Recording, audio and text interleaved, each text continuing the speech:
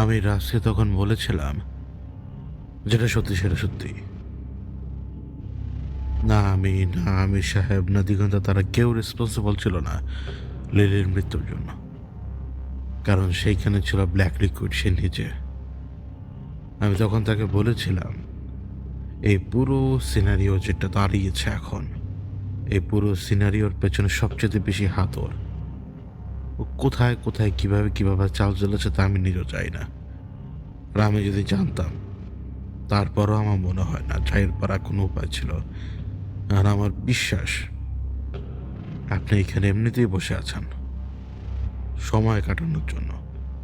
আপনি জানেন যে যা হয়ে গেছে তা অনেক বড় ভুল। এই সমস্ত কিছু শুধরানোর চেষ্টা করছেন আপনি, তাই না? সে আমাকে বলল, তোমার কি মনে হয় যে আমি সব কিছু শুধরানোর অপেক্ষা করছি? কোনো কিছু কখনো ভুলভাবে চলে না। সব কিছু একটা প্ল্যান মাফিক পদ্ধতিতে এগোয়। তোমার মনে হয় আমি ভুল করেছি? তোমার মনে হয় যে আমি তার চাল জানতাম না? আমি সবই জানি। তোমার কি মনে হয় তোমার ঘাড় ভাঙা কি খুব কঠিন? তোমার ঘাড় ভাঙা কঠিন না। ওদের দুজনকে ফাঁসিতে ঝুলিয়ে দাও খুব কঠিন না। কঠিন কোন ব্যাপার? আমি তো এদিক ওদিক তাকিয়ে কোথাও দেখছি না কোনো জিনিস কঠিন। আমি সব জানতাম। সেদিন আমি তোমার ঘাড় ভাঙতে এসেছিলাম, কিন্তু ঘাড় ভাঙতে এসে দেখতে পাই যে সে তোমাকে সুড়ঙ্গের ভেতরে ঢুকিয়ে রেখেছে।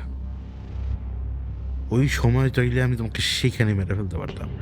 এটা আমি তোমাকে তখনও বলেছিলাম যে ওর ফাঁদে পা দিও না। ওর ফাঁদে পা দিয়েছ? ওর ফাঁদে পা দিয়েছো দেখে এখন সবাই আমার শত্রু তোমরা। আগেও ছেলে, কিন্তু আগে একটু দয়া দেখানোর চিন্তা হয়তো করতাম, কিন্তু এখনো দয়া দেখানোর চিন্তা করি না। ওরই কথা শোনার পরে আমার কেন জানি মনে হলো, আমি যে এখানে আজকে এলাম, এই আসার পেছনের পারপাসটা সে হয়তো বুঝতে পেরেছে। যেটা সত্যি তা হচ্ছে, আহ, আমি আমি ভুলগুলো বুঝতে শুরু করেছি এখন। ভুলগুলো বুঝতে শুরু করেছি এবং আমার আমার আমার যেটা বিশ্বাস, কিছু জিনিস না করলে তার উপায় ছিল না, কিন্তু কিন্তু কিছু জিনিস আবার পরবর্তীতে না করা সবচেয়ে ভালো ছিল। এটা কিন্তু সে জানতো, এটা কিন্তু সে বোঝায়। এবং এই জন্য সে তখন বলতে শুরু করে, আমি সবই জানি, আমি সবই জানি, আর তুমি কি চাচ্ছ সেটাও আমি জানি, কিন্তু কোনো কিছুর পরিবর্তন আর হতে যাচ্ছে না। যা হবার তা হয়ে গেছে। তোমার লাইফ স্প্যান শেষ হয়ে যাবে টাইম মতো। তারপরে আর কি? যে দুজনের কথা ভাবছো সেই দুজন তোমার জীবদ্দশায় মরে যেতে পারে, আবার তোমার পরেও তারা মারা যেতে পারে। এইটা এই মুহূর্তে ম্যাটার করে না। ম্যাটার করে শুধুমাত্র তুমি আর আমি, এই যে সময়টুকু এখানে কাটাচ্ছি, এই সময়টুকু। আমি তখন তাকে বললাম, এই এই যে সাম্রাজ্যটা, আমি এখন যেই জায়গায়, এটাই দুনিয়ার ভেতরেই, শুধু এদিক ওদিক। মানে এটার ভিত্তিটা আসলে কার? এই যে ওদেরকে একটা জায়গায় আটকে রাখা, সেটা বুঝলাম, আমি সেটা বুঝি, সেটা প্রফেসর হিসাব। কিন্তু যারা পুরোপুরি পাগল, ওদেরকে আবার এখানে এনে বন্দি করার ব্যাপারটা কার মাথার আইডিয়া? মানে এটা কার? এই সমস্ত কিছু কার? রাজ তখন আমাকে বলল, ওই ঘুরে ফিরে একই প্রশ্ন তুমি বারবার করতেই থাকো, তোমার কি মনে হয় যে আমি তোমাকে মিথ্যে বলেছি গুলো? এই যে দেখো, আমি আমার এইখানে, আমি চাইলে যে কোনো কোনো কিছু কন্ট্রোল করতে পারি। তুমি তাকিয়ে দেখো তো চারপাশে, এখন তুমি কোথায়? ও যখন এই কথাটা বললো, আমার মনে আছে যে আমি একটা খালের উপরে থাকা ঝুপড়ি ঘর, ওই যে বাঁশ দিয়ে খুঁটি গাড়া ঝুপড়ি ঘরের ভেতর ঢুকেছি। আমার আশপাশে কিচ্ছু নেই এখন। আর আমি যখন একটু মানে এদিক ওদিক তাকালাম, আমি দেখতে পেলাম যে চারপাশে কেমন জানি কিলবিল করছে কি জিনিস। আমার কানের কাছে আস্তে করে কে জানি বলল, আমরা এখন সাগরের উপরে। কোথাও এক ফোঁটা পানি তো নেই। বরং এই সাগর হচ্ছে লবণাক্ত পানির সাগর, মানে এক ফোঁটা মানে ইয়ার পানি নেই, খাওয়ার পানি নেই। ওই মুহূর্তে আবার আমার ওই দিন রাতের কথা মনে পড়ে, যে দিন রাতে সে আমাকে কিছু সময়ের জন্য এরকম পানির উপর দাঁড় করিয়ে দিয়েছিল।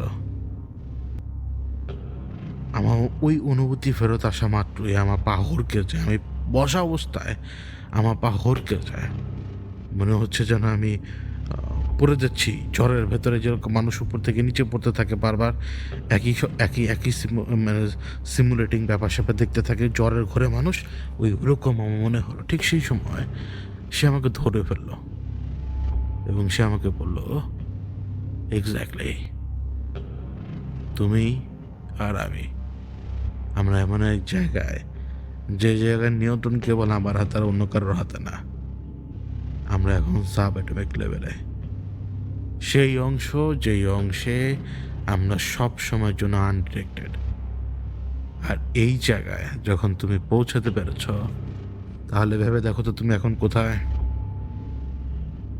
তখন আমার মনে পড়লো যে আমি তাহলে আমি আমার সেন্সারাই। সে সাথে সাথে বলল, কারেক্ট। আমি তখন তাকে বললাম যে এখন কটা বাজে। সে আমাকে বললো, তুমি সেই সময়ের হিসেবে এখানে করতে পারবে না এখন। এমনও হতে পারে যে সময় 10 মিনিট, কিন্তু তোমার জন্য তো 1 ঘন্টা। কারণ তুমি এমন এক পর্যায়ে রয়েছো যে পর্যায়ে সময়ের কোনো হিসেব নিকেশ নেই। না তুমি বড় হবে, না আমি বড় হব, না তুমি ছোট হবে, না আমি ছোট হব। পুরো পৃথিবী তার নিজস্ব টাইম লাইনে ঘুরতে থাকবে এই সময়টুকুর ভেতরে। যতটুকু সময় পৃথিবী তার কাটাবে, ততটুকু সময় তুমি এখানে কাটাবে। কিন্তু এখন তুমি আর আমি এমন এক স্পেসে, আশপাশে কেউ কান পেতে কোনো কিছু শুনবে না, এক্সেপ্ট দুজন। আমি বললাম, কারা কারা? বললো যে একজনকে তো তুমি জানোই, একজন হচ্ছে সব কিছু ক্রিয়েটর।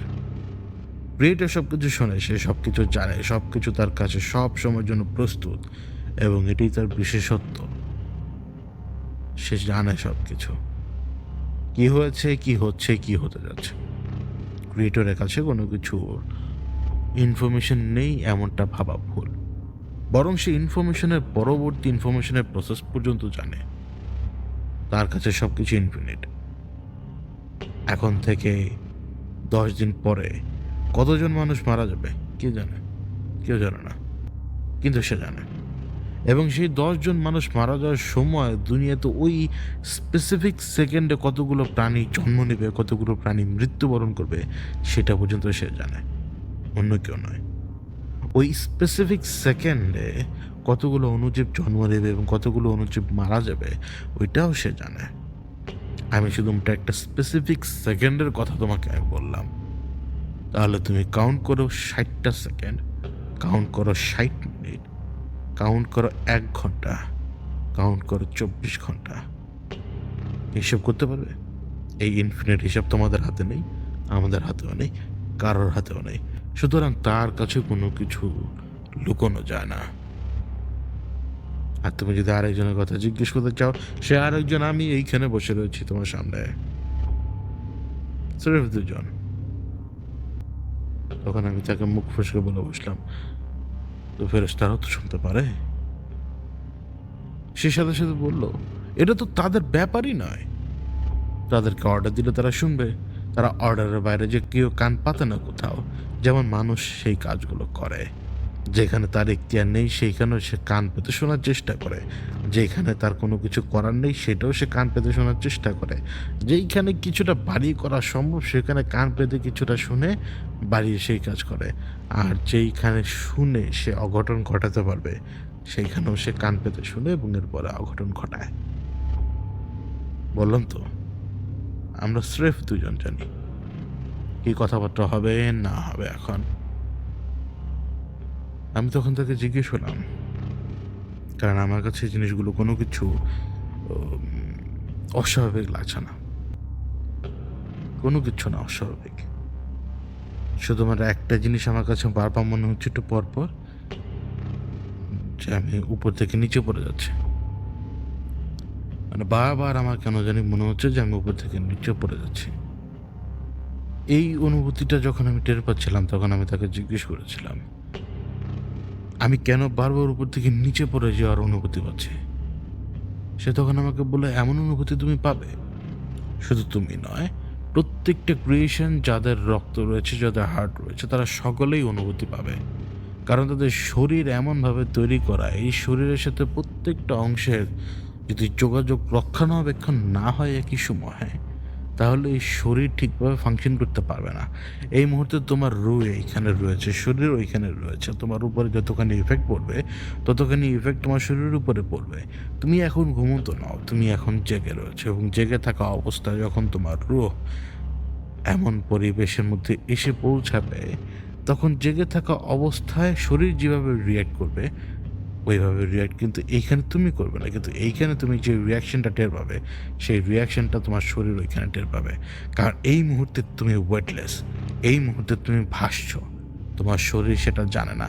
তোমার শরীর কখনো ভাসতে শেখেনি, তোমার শরীর কখনো উড়তে শেখেনি। একটা মানব শরীর কখনোই উড়তে পারবে না। সে যখন উপরের থেকে নিচের দিকে ধাবিত হতে থাকবে, তখন সে তার সেন্সরি অর্গানসমূহকে জাগ্রত করে তোমাকে বোঝানোর চেষ্টা করবে এবং নিজেকে নিজে ঝাঁকানোর চেষ্টা করবে। তোমার শরীর ওই ঝাঁকিটাই নিজেকে নিজে দিচ্ছে এই মুহূর্তে। কারণ তোমার শরীর দেখতে পাচ্ছে তুমি জেগে রয়েছে এবং তুমি উড়ছো। কিন্তু এই শরীর কিন্তু সেই কমান্ড ফলো করার মতো ক্যাপাবিলিটি রাখে না। এই জন্য শরীর ঝাঁকি দিচ্ছে আর তুমি অনুভব করছো কি? তুমি উপর থেকে নিচে পড়ছো। একেকজন একেকভাবে অনুভব করে। এই মুহূর্তে তুমি অনুভব করছো ঝাঁকি এবং অপর একজন ব্যক্তি যদি এখানে থাকতো সে অন্য কোনো অনুভূতি সহজেই পেয়ে যেত। এজন্য তোমার মনে হয় যে তুমি ঝাঁকি খাচ্ছ শুধুমাত্র। আমি তখন তাকে বললাম, আপনার মেয়ে কেন এই কাজগুলো করেছিল? ম্যানিপুলেশনের কি দরকার ছিল তখন? সে তখন আমাকে বলল, আমার মেয়ে যে ম্যানিপুলেশনের কাজ করেছে সেই কাজ অবশ্য আমার হুকুমে করেনি। তখন আমি জিজ্ঞেস করলাম, কার হুকুমে?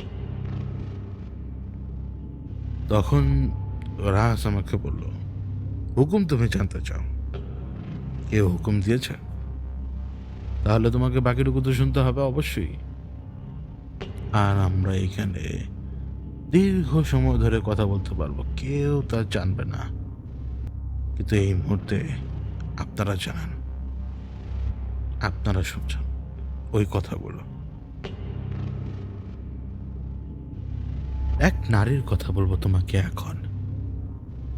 সেই নারী তার নিজের ছোট সময় থেকে শুরু করে নিজের যৌবনে আসার পরে খুবই সম্মান প্রাপ্ত হয়েছিল চারপাশ থেকে।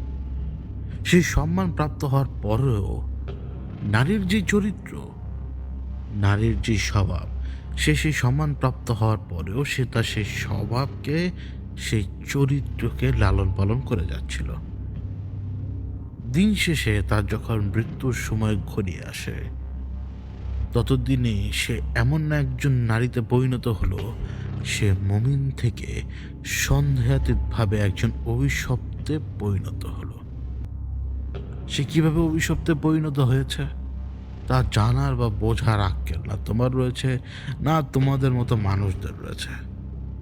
কিন্তু যারা বোঝে তাদের সেই আক্কেল তো অবশ্যই রয়েছে, এবং আক্কেল রয়েছে দেখে তাদেরকে তোমার মনে হতে পারে তারা সবাই পাগল, তারা সবাই উন্মাদ।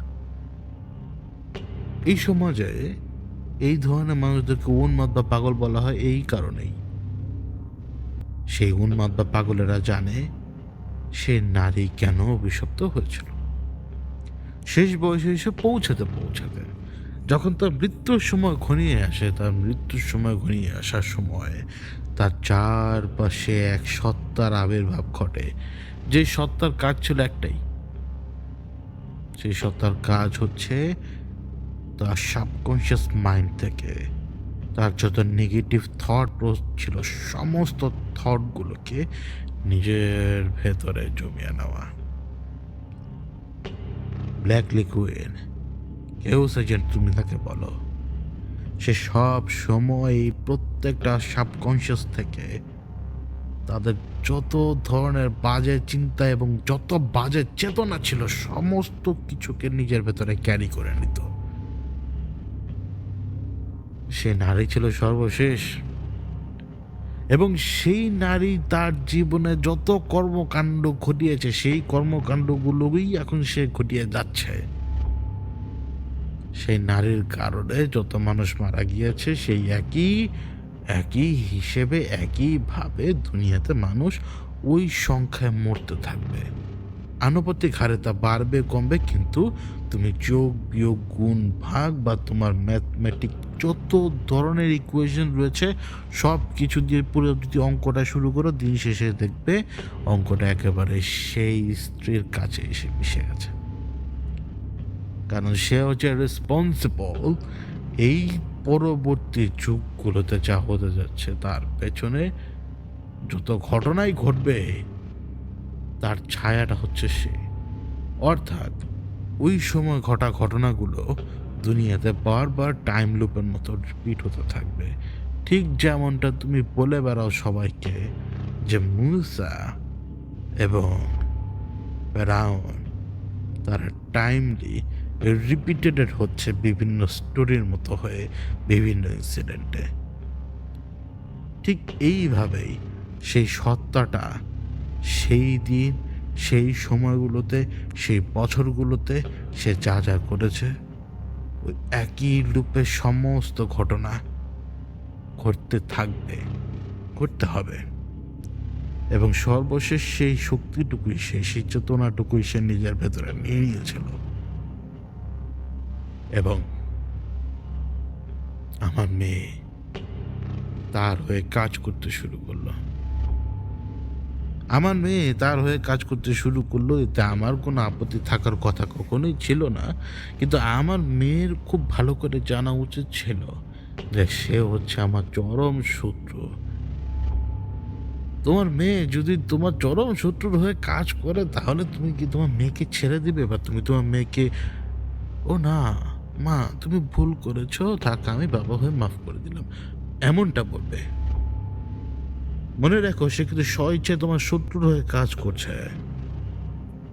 এবং কেউ এজেন্ট তুমি যাকে বলো সে ঠিক এইভাবেই কাজ করে। আমার মেয়েকে দিয়ে সে সর্বপ্রথমে ওই জাজ জুরি এক্সিকিউশনারকে সবার সামনে এমনভাবে দাঁড় করিয়েছে যাতে ওই লোকটাকে মানুষজন ভালোবাসে, এবং তার চরিত্রের উপরে এমনভাবে মার্কআপ করা হয়েছে যে এই চরিত্রকে কেউ কখনোই বাদ দিতে পারবে না। এই চরিত্র হচ্ছে তাদের জন্য আদর্শ এক চরিত্র। সেই জাজ জুরি এক্সিকিউশনারকে ক্ষমতায় বসানো হলো। এরপরে সেই জাজ জুরি এক্সিকিউশনারকে দিয়ে ক্ষমতার অপব্যবহার চালানো শুরু হলো। ওই একই সময়ে তার স্ত্রীকে তাদের আসল রূপে বের করার জন্য ওই একই জায়গায় পাঠানো হলো। কোন জায়গায় জানো? সেই একই অন্ধকার গলিতে, যে গলির একেবারে শেষের দিকে যে ঘ্রাণটা তুমি পাবে তা হচ্ছে এক নারী এবং এক পুরুষের ভিতরে মিলিত হওয়ার ঘ্রাণ। ওই ঘ্রাণ সবাই খোঁজে, সব সময় খোঁজে। সেই ঘ্রাণের খোঁজে সেই নারীকে পাঠানো হলো এবং হলো তা পরকীয়ায়। সেইখানে তাকে চাপিয়ে দেওয়া হলো এমনভাবে, দেখানো হলো কি তোমার স্ত্রী তো আসলেই খারাপ, তুমি তো সব দিক দিয়ে কষ্ট পাচ্ছ, তোমার প্রয়োজন এখন খাস আদমি। খাস আদমি এই জন্যই যাতে তোমার উপর লেভারেজ থাকে তার। খাস আদমি থেকে শুরু করে খাস আদমি তখন নিজেকে নিজের অবস্থান শক্ত করে ধরে রাখার জন্য আবার তোমাকে এই রাস্তা থেকে সরিয়ে দেওয়ার ব্যবস্থা করবে। Continue chaos. গিভার্ডের মতো শয়তান পয়দা হবে, গিভার্ডের মতো শয়তান তারা কাজ করে যাবে, কানে ফিসফিসানি চলতে থাকবে, শুয়োরের সাথে অপকর্মে লিপ্ত হবে, মনে চাইবে সেই বার মালিকের স্ত্রীকে কাছে পেতে, অথবা মনে চাইবে ক্ষমতা পাওয়ার পরে সবার গলা কেটে দিতে, অথবা মনে চাইবে ওই ক্ষমতাবান ব্যক্তির পেটে ছুরি ঢুকিয়ে দিতে, দেখিয়ে দিতে যে ক্ষমতাবান ব্যক্তিও একজন টোকাইয়ের হাতে মরতে পারে।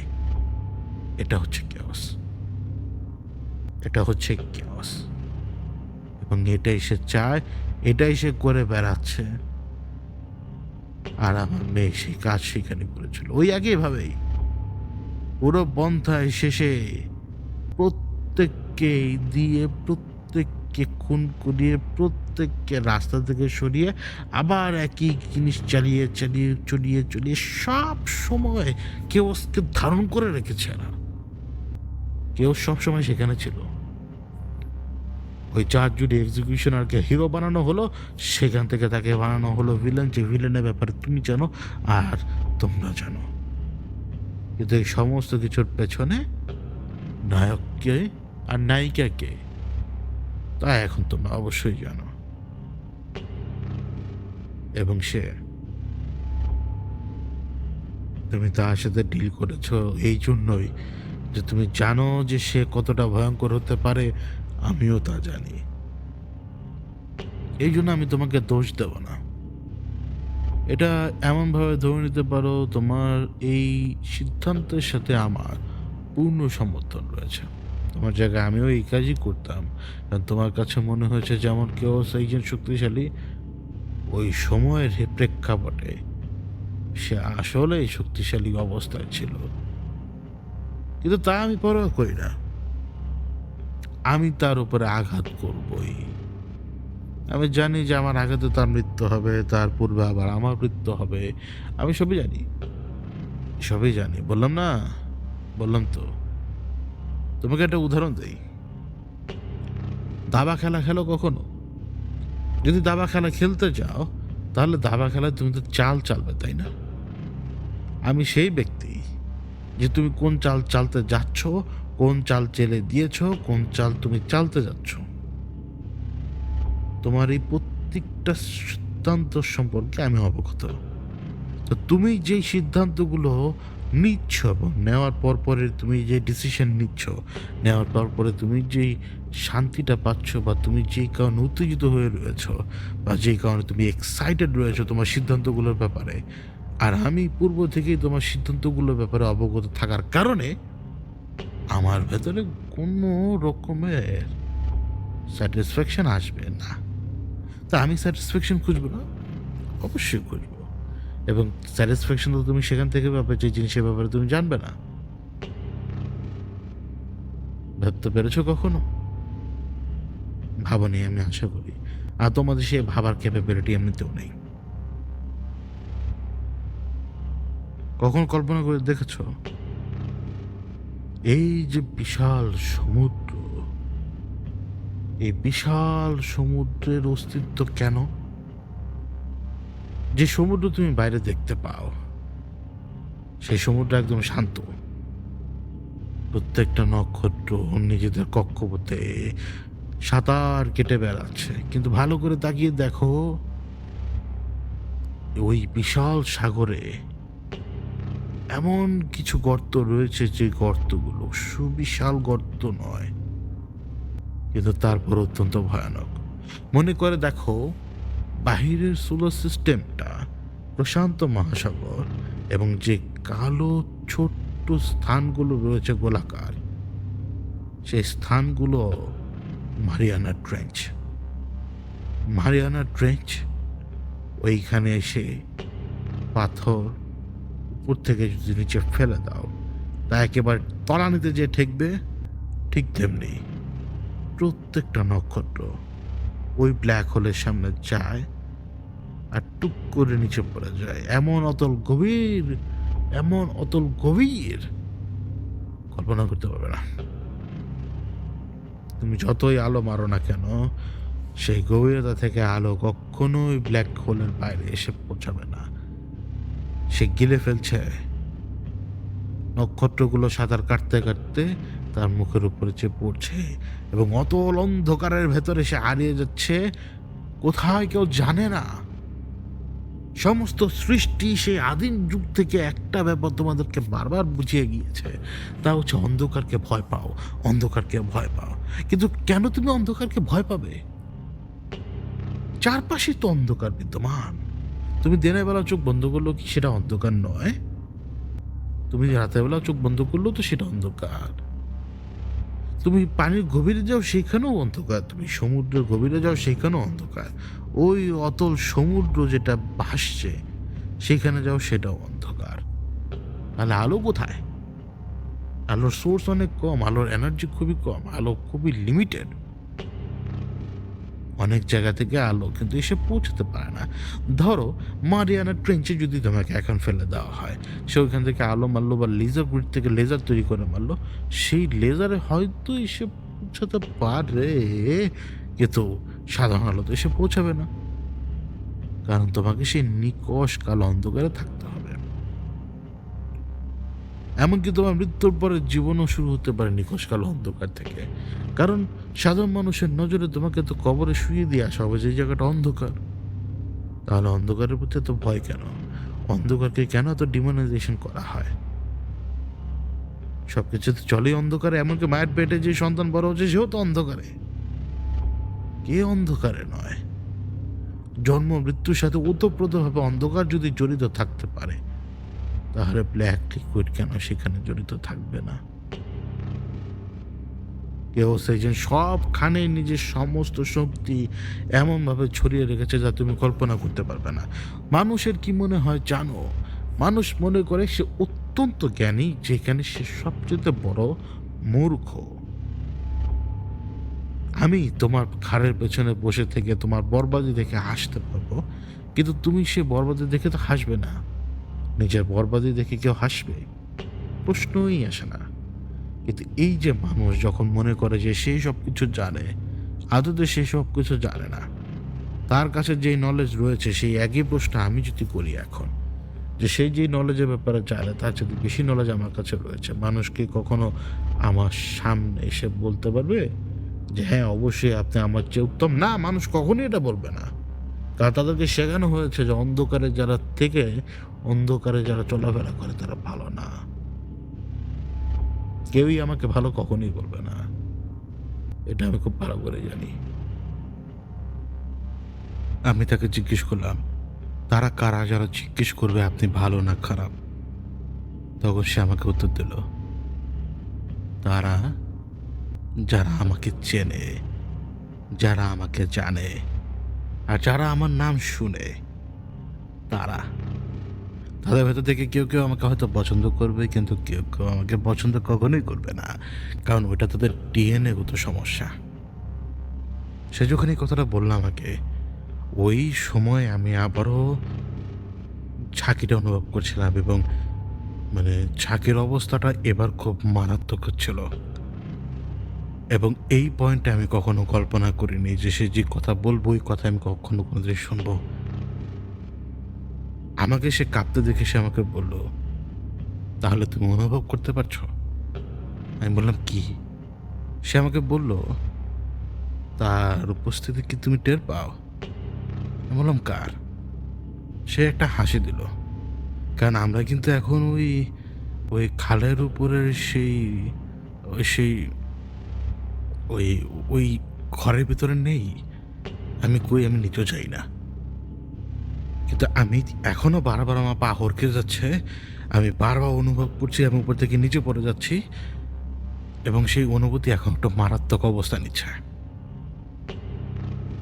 রাজ তখন কি বললো জানেন? সে আমাকে বলল, সে জানতে পেরেছে, সে জানতে পেরেছে এবং সে খুবই অপছন্দ করে যখন তার মধ্যে একটা পর্দা টেনে দেওয়া হয়। এই জন্য সে চারপাশে এখন বিচরণ করছে। সে জানে আমরা সাব অ্যাটমিক লেভেলে, এই জন্য সে তোমার আশপাশে অবস্থান নিয়েছে। অবস্থান নিয়ে সে তোমাকে জাগানোর চেষ্টা করছে, যাতে আমাদের ভেতরকার কনভারসেশন সামনের দিকে ফার্দার না এগোতে পারে, কিন্তু সে তো পারবে না। আমি জিজ্ঞেস করলাম কে? সে বলল, আনা ইবলিস। আমি বললাম সে কই? সে আমাদের চারপাশে বা আমি এখন যেখানে সেখানে? সে বললো হতে পারে, হতে পারে, সে সেখানেও হতে পারে, সে তোমার কাঁধের পেছনেও হতে পারে, সে এইখানেও হতে পারে, এই এই এই জায়গার ভেতরে। আমরা যে ছোট্ট একটা পরিবেশের মধ্যে রয়েছি সেই পরিবেশে। সে যে কোনো জায়গায় হতে পারে, কিন্তু সে পর্দা দেওয়া পছন্দ করে না, কারণ তার সকল ইনফরমেশন খুবই জরুরি। ওই ইনফরমেশনগুলো যদি সে না পায়, তাহলে কি সে তার হাতিয়ারকে চালাতে পারবে? আমি জিজ্ঞেস করলাম, হাতিয়ারকে? রাজ আমার দিকে এমনভাবে তাকালো যেন আমি হচ্ছে ক্লাস 2 এর একটা ছাত্র, এবং আমাকে বোঝাতে বোঝাতে একটা মানে শিক্ষকের মাথা প্রায় খারাপ হয়ে যাওয়ার মতো অবস্থা। ওইভাবে সে আমার দিকে তাকালো, এবং ওই তাকানোর কারণে আমি রিয়েলাইজ করলাম যে সে ইবলিশের কথা বলছে। এটা সত্যি কথা যে ইবলিশের প্রচুর ইনফরমেশনের প্রয়োজন, এবং সে প্রচুর ইনফরমেশন গ্যাদার করে, মানে এনর্মাস লেভেলে সে সমস্ত ইনফরমেশন গ্যাদার করে এবং ফিড দিতে থাকে চারপাশে। কিন্তু ব্ল্যাক লিকুইডের ব্যাপারটা বুঝে উঠতে পারিনি। রাজ তখন আমাকে বলল, এই ব্ল্যাক লিকুইড তার একটা হাতিয়ার। কেওস এজেন্টকে সে সেই শুরু থেকে যে ছেড়ে দিয়েছে, তারপর থেকে সেই হাতিয়ার শুধু বড় হয়েছে। বললাম না, সর্বশেষ সে যার কাছে যায় তার সমস্ত চেতনা নিজের ভেতরে নিয়ে নেয়, এবং সেই চেতনা মোতাবেক সে চলতে থাকে। সর্বশেষ যার চেতনা নেওয়া হয়েছে সে একজন নারী, এবং সেই নারীর চেতনা নেওয়ার পর থেকে সে সবচেয়ে বেশি বিধ্বংসী এখন। ভেবো না এটাও খতম হয়ে যাবে, কিন্তু তোমার জীবদ্দশায় তা হচ্ছে না। তখন আমি বললাম, আপনি কি আসলে তার কথা বলছেন আমাকে? কারণ অবশ্য এটা ঠিক, সেরাককে ধরতে গিয়ে আপনার তো জানার কথা যে সে ওইখানে ওই ওই ওই ওই রাজপ্রাসাদের ওই ঘরে ওই বাচ্চার ওই ওই পার্সোনাল কামরা এসেছিল, কারণ সে সেরাককে ছুঁড়ে মেরেছিল আর আপনি গিয়েছিলেন সেরাককে ধরতে। তখন রাস আমাকে উত্তর দিল, তুমি সেরাকের কথা জানলে কিভাবে? তখন আমি তাকে বললাম যে আমার কাছে তখন আসলে অল্প ইনফরমেশন ছিল সেরাকের ব্যাপারে। জ্যাকি ফ্রিদ, তাকে ধরার জন্য শিকলও পাঠানো হয়েছিল, এবং সে তক্তা বদল করার চেষ্টা করছিল সমস্ত কিছু, এবং তাকে ধরার চেষ্টা করছিল আমির সাহেব, মানে আমির সাহেবের বাবা। এবং সেই সেরাকের যে মৃত্যু হয় সেটাও আমি জানি যে আমির সাহেবের বাবার হাতে। কিন্তু আমি এটাও জানতাম যখন সে আমার সামনাসামনি আসে, যখন ওই সেরাকের কথাটা আমার কানে প্রথমবার আসে অন্য একটা মাধ্যমে, ওই মাধ্যমে যখন আমি প্রথমবার সেরাকের কথা শুনি, ঠিক ওই জায়গাতে আমি রাসের উপস্থিতিটা টের পাই, মানে ছায়ার মতো, কিন্তু আমার মন বলছিল এটা রাস। তারপরে আমি আরেক জায়গা থেকে কনফার্মেশন পাই যেটা সত্যি, যে ওই দিন রাস এসছিল ওকে ধরার জন্য। কারণ রাসের কথা, মানে রাসের যে সাম্রাজ্য, সমস্ত কিছু হচ্ছে ফার্দার স্ট্রং, কাউকে বাইরে রাখতে দেওয়া যাবে না, তাদেরকে আটকাতেই হবে, না আটকালে স্টেবিলিটি নষ্ট হয়ে যাবে। এটা আমি জানতাম। তখন এই সেরাকের কর্মকাণ্ড সে আমাকে অর্ধেক বলেছিল, অর্ধেক।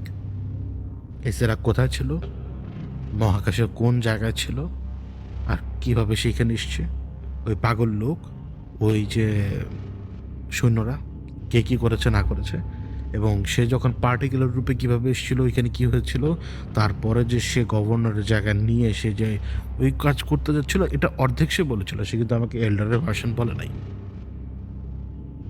ওইখানে বসা অবস্থায়। এরপরে সে আমাকে বলে,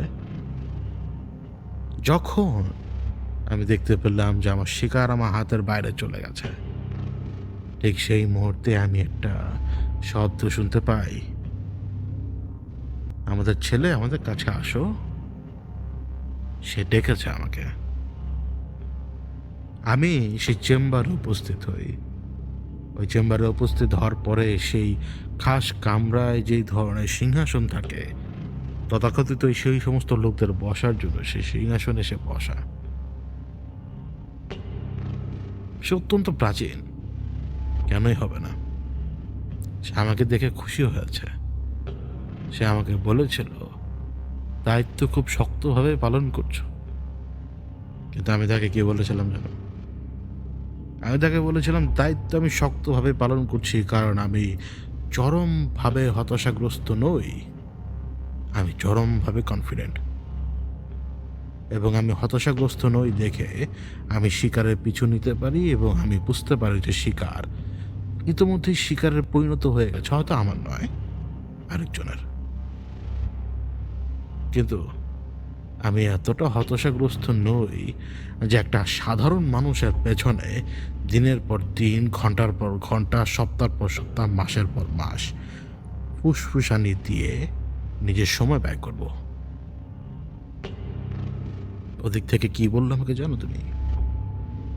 সে আমাকে বলল, সন্তানরা সবসময় পিতাদের উপর দিয়ে নিজেদের বরাত্ম প্রকাশ করার চেষ্টা করে। হবে না কেন? সন্তান সব সময় তার পিতাকে কোনো না কোনো দিক দিয়ে এক কদম ছাড়িয়ে যায়। তুমি আমাদের সন্তান, তুমি তো আমাকে ছাড়িয়ে অনেক দূর চলে গেছ। কিন্তু রাস নাকি তখন আবার তাকে উত্তর দেয়, বলেছি না আমি হতাশাগ্রস্ত নই, আমি চরমভাবে কনফিডেন্ট। তখন রাস তাকে দেখে, সে লেভিটেট করলো, লেভিটেট করে ঠিক তার ডান কোনা বরাবর সে যে স্পেসে দাঁড়ানো, ওই দিকে একটা তারা রয়েছে। ওই তারার আলোটা ওই লেজার বিমের মতো যতটুকু কাছে আসছে, ওই লেজার বিমের ওই পজিশনে এসেছিল। ওই তারাটা ওই লেজার বিমের ঠিক ওই পজিশনে দাঁড়ায়, মানে ভাসমান অবস্থায় সে দাঁড়ায়। রাজ তাকে দেখে যে সে ওই লেজার বিমের মতো আলো, যেটা মানুষের চোখে কখনোই পড়বে না, সেই লেজার বিমের মতো আলোটা সেই নক্ষত্র থেকে যেটা আসছে সেটাকে সে শুষে নিচ্ছে নিজের ভেতরে, শুষে নিচ্ছে। এবং শুষে নেওয়ার পরে সে একটা নলেজের কথা শেয়ার করলো, যে নলেজের কথাটা আমি আপনাকে বলতে পারবো না। রাজকে সেটা নলেজ দেয়। নলেজ দেওয়ার পরে রাজ তাকে উত্তর দেয় সে তা গ্রহণ করবে না। যখন তাকে বলা হলো যে সে গ্রহণ করবে না, সে মাটিতে নেমে এলো।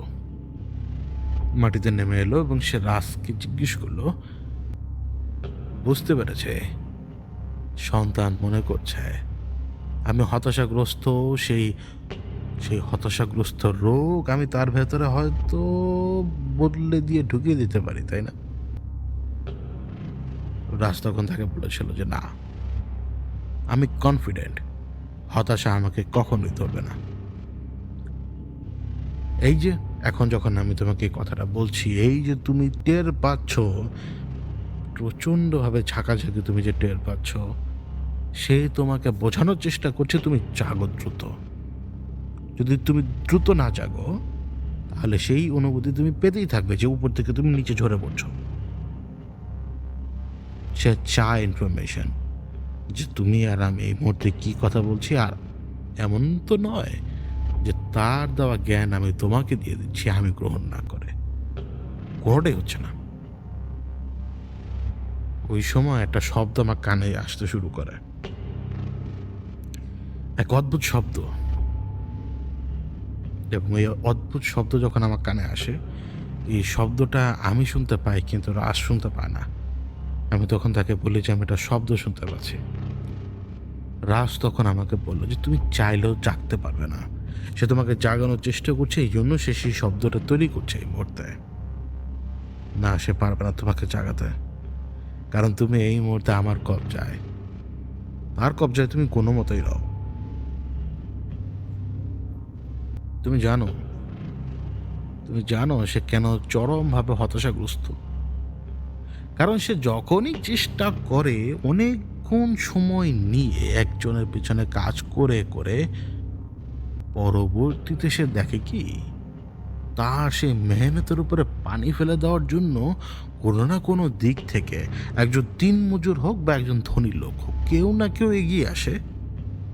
কারণ তারা ইন্ডিভিজুয়াল মানুষ, তারা নিজস্ব চিন্তা চেতনার মধ্যে তারা চলাফেরা করে, তাদের উপরে তো সে নিজের প্রভাব বিস্তার করতে পারে না। তো সে যদি সব কিছু সাজিয়ে নেয়, সে একটা মহাযুদ্ধ লাগাবে, ওই 2-3জন মানুষ তাদের ডিপ্লোম্যাটিক আলোচনার মাধ্যমে সেই মহাযুদ্ধ তারা থামিয়ে দেয়, আর সে এক কোনায় যে চুপচাপ বসে পড়ে, তাকে আবারও চরমভাবে হতাশা ঘিরে ধরে। এই জন্য সে সব সময় চরম হতাশায় বুঁদ হয়ে থাকে। তুমি হয়তো জানো না, তাকে বেঁধে নিয়ে যাওয়া হয় ঠিক যখন সবগুলো লোক মিলে সমস্ত তাওয়াফের কাজ শেষ করে যখন ঢিল মারার সময় হয়ে আসে, ঠিক সেই সময় তাকে বেঁধে রাখা হয় ওইখানে। তোমরা কেউ জানো না প্রত্যেকটা ঢিল তার গায়ে যে লাগে। হয়তো তুমি তাকে মারছো না, কিন্তু সে সেইখানে দাঁড়ানো, তাকে দাঁড় করে রেখেছে। এঞ্জেলরা চারপাশে পাহারায় থাকে, তাকে দাঁড়িয়ে থাকতে হয় ততক্ষণ পর্যন্ত যতক্ষণ পর্যন্ত রিচুয়াল শেষ না হয়। আর তুমি পাথরগুলো মারছো, তার গায়ে লাগছে লাগছে লাগছে। চরম হতাশা, চরম হতাশা। কিন্তু সেই হতাশা থেকে আবার একটু পুলকিত আনন্দ সে পায়। কখন জানো? যখন নিজের ক্ষমতায় আবার তোমার মতো তোমাদের জেনারেশন থেকে শুরু করে তোমাদের পেছনে তোমাদের সামনের এই জেনারেশনগুলোকে সে যখন করাপশন শেখাতে শুরু করে, যখন দেখে যে তোমরা অলিগুলিতে নিজের ঘরে নিজের বাইরে এদিক সেদিক সব জায়গায় করাপশন ছড়াচ্ছ, সে তখন আবার খুশি হতে শুরু করে। তার ভেতরে সেই চাঙ্গা ভাবটা ফেরত আসে। চারপাশেই সে করাপশন ছড়িয়ে রেখেছে এবং তার অন্যান্য হাতিয়ারগুলো সে কাজ করেই যাচ্ছে, করেই যাচ্ছে। আবারও সে নিজেকে গুছিয়ে নিয়ে আসে, গুছিয়ে নিয়ে আসার পরে সে এক জায়গায় হয়তো একটা আইসোলেটেড ইনসিডেন্ট ঘটায়, এবং সেই আইসোলেটেড ইনসিডেন্ট ঘটানোর পরে সে চেষ্টা করে যে আরেকটু বড় করে সেই ইনসিডেন্টটাকে দুনিয়ার সামনে মেলে ধরতে। মনে করো সে এমন একটা কাজ করলো, এই মুহূর্তে কঙ্গোতে একটা বড় ধরনের হামলা তৈরি হলো। ওই হামলাটা কেন হলো? ধরে নেও একজন ওয়ার্ল্ড লর্ডার হুট করে মাথা খারাপ হয়ে গেছে, সে হামলা করে বসেছে এবং রিটেলিয়েশন দেখা দিবে, তো দুই পক্ষের মধ্যে সংঘর্ষ হবে। এই সিচুয়েশনটা তো সেই তৈরি করেছে না। সে তো চাইবে পুরো দুনিয়া একে অপরের সাথে মারামারি করে মরে যাক, দেখানোর জন্য যে এই রেসটা, এই হিউম্যান রেসটা একটা অ্যাবসোলিউট রেস। এই অ্যাবসোলিউট রেসটার দরকার নেই, এটা হচ্ছে তার মোটো। সে তোমাদেরকে মারাত্মকভাবে ঘৃণা করে, মারাত্মক, যা কখনো কল্পনা করতে পারবে না। সে তোমার সবচাইতে ভালো বন্ধু, যে তোমাকে ধাক্কা দিয়ে পাহাড়ের উঁচু থেকে নিচে ফেলে দিবে, এবং সে ততক্ষণ পর্যন্ত পুরো মুহূর্তকে উপভোগ করবে, যতক্ষণ পর্যন্ত তুমি বাতাসে ছিলে, যতক্ষণ পর্যন্ত তোমার ভেতরে আতঙ্ক ছিল, যতক্ষণ পর্যন্ত তুমি ঠিক ওই খাইয়ের নিচে যে না পড়ছো ততক্ষণ পর্যন্ত, এবং পড়ে মারা যাওয়ার সময় যে যন্ত্রণা তুমি পাচ্ছ, এই সমস্ত কিছু সে উপভোগ করবে। শেষ তোমার সবচেয়ে বড় ভালো বন্ধু যা অপেক্ষা রয়েছে তোমাকে ধাক্কা দিয়ে ট্রেনের নিচে, অথবা বাসের নিচে, অথবা মাইক্রোবাসের নিচে, অথবা প্রাইভেট কারের নিচে, আরে ধরে নেও না, যে কোনো এক জায়গায় সে ফেলে দেওয়ার জন্য অপেক্ষা করছে।